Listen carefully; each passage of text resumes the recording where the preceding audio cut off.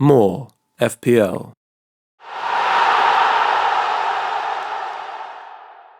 Today I want to go over my latest draft, explaining the overall structure and the reasons behind particular players I've picked, as well as alternatives and things that could change. As always, if you like what you're watching, please destroy the like and subscribe buttons and notification bell for the YouTube algorithm. So let's start with my goalkeepers. At the moment I have Robert Sanchez at Brighton.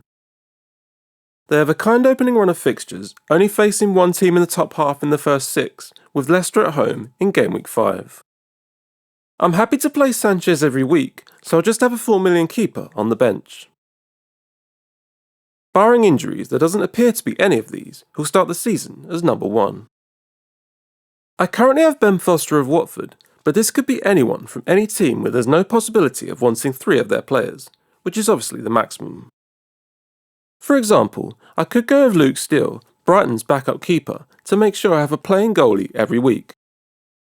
But as we'll discuss later, there's other Brighton players that I'm interested in, so I don't want to risk using one of their 3 slots. Now let's turn to my defence. My first pick is Trent Alexander-Arnold.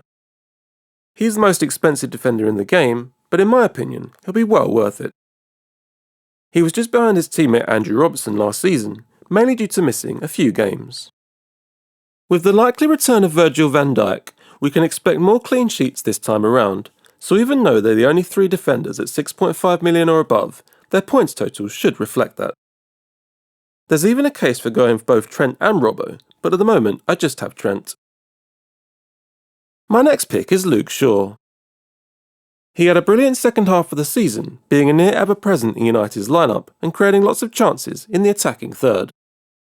United also have a kind start and he should rack up some good early points. Next up is Vladimir Coufal. West Ham had a good defence last season and they have decent fixtures to start. Both he and Aaron Cresswell had good attacking output. I would like Cresswell ideally, but just can't find the extra 0.5 million. Making up the rest of my defence is Tariq Lamptey of Brighton and Wesley Fofana of Leicester. I've seen some drafts containing Brandon Williams in the hope that he gets a loan move to another Premier League club. But even if he does, there's no guarantee he'll be first choice. Personally, I think there's plenty of good options at 4.5 million, and I like to have at least one bench option who could get me more than 2 points. Lamptey and Fofana are good options individually, and they also rotate well, meaning that at least one of them has a favourable fixture each week.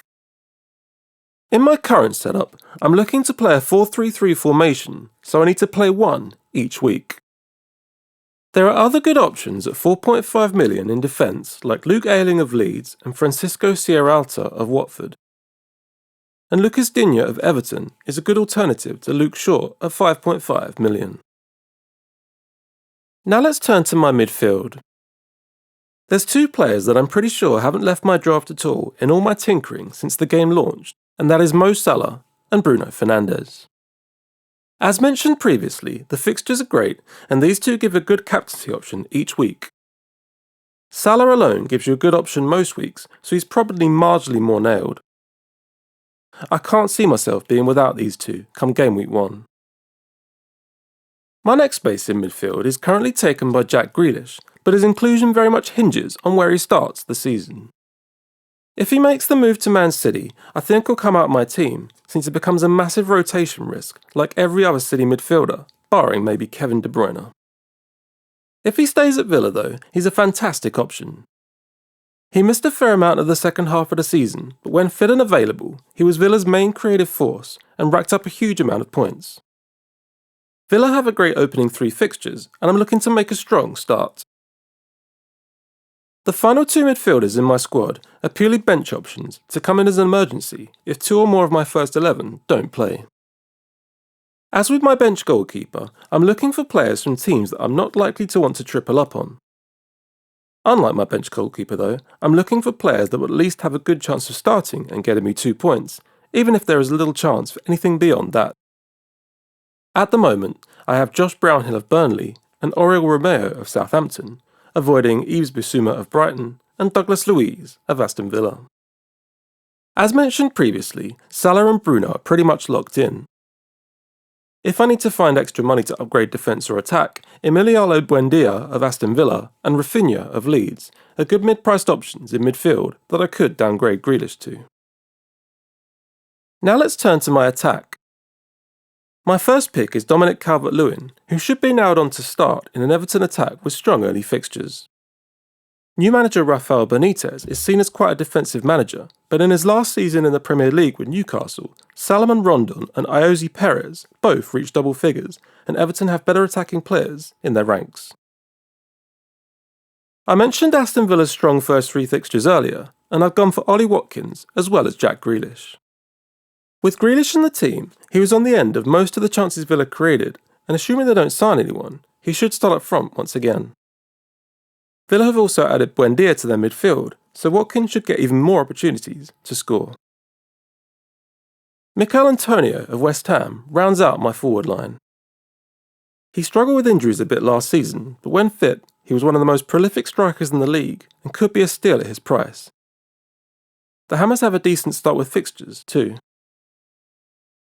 Calvert-Lewin is 8 million, and my other strikers are both 7.5 million, and there are other options around this price I could swap to, such as Kelechi Iheanacho and Callum Wilson. Ivan Toney of Brentford does look tempting at 6.5 million, but despite his record in the Championship, I prefer to wait and see on new players to the league. Edinson Cavani could tempt me at the start of the season, with United being less likely to rotate, but I'd need to find 1 million from somewhere. As mentioned previously, this team would mean I go into game week 1 playing a 4-3-3 formation with either Lamptey or Fofana as first sub. I would hope to not use my sub goalie or 4.5 million midfielders at all, and my captain each week would be Salah or Bruno.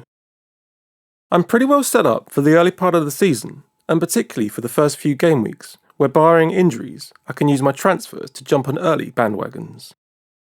I do tend to wildcard quite early, and will probably do so around the first or second international break, after game week 3 or 7.